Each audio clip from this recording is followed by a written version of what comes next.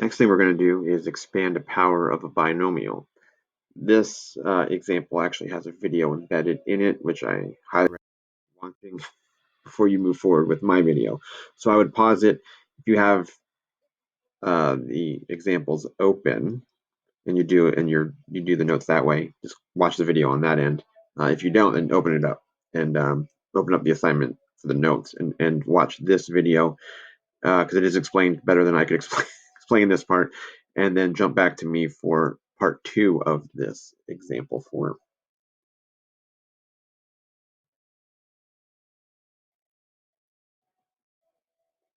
Okay, so having watched that,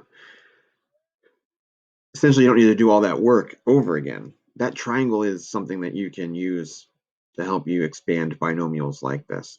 Um, so basically that showed you how to get the first 4 rows. Well, once you have the 4th row, as it described, you get the 5th row or any next row by just figuring out what is the diagonal numbers above it. So there's always one extra number for each row.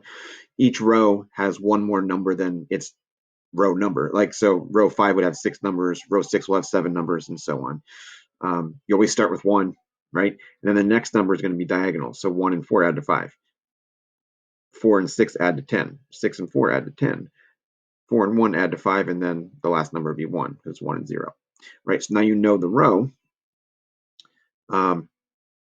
Then the exponents just go in decreasing order. So technically, the first term would be x to the 5th y to the 0. You're just not writing y to the 0 because it's meaningless, right? And then the next one is x to the 4th y to the 1st. You're not writing a 1, it's just y.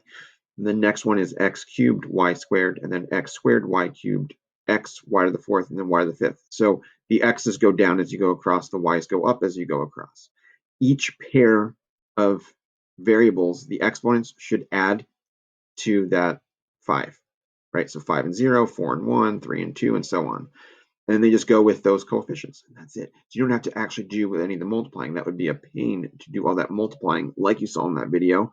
I mean, that was only in the video, it explained how to do it for cubed. Imagine if you're doing it for like an exponent of 7 or an exponent of 11. Can you imagine? Like, it would take forever, right? So that's why this triangle is going to be useful.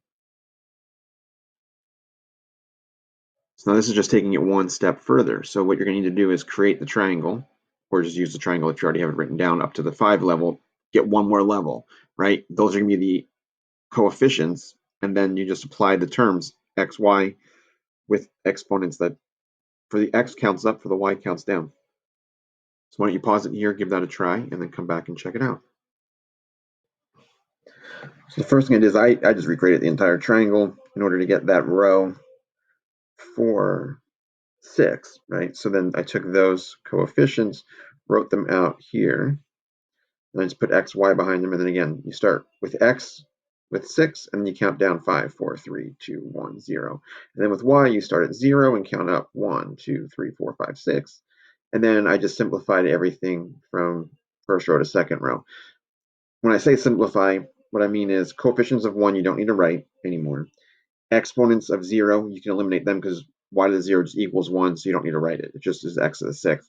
And then anything with an exponent of 1, you don't need to write the exponent, we still need to write the variable. So y to the 1st would just be that y.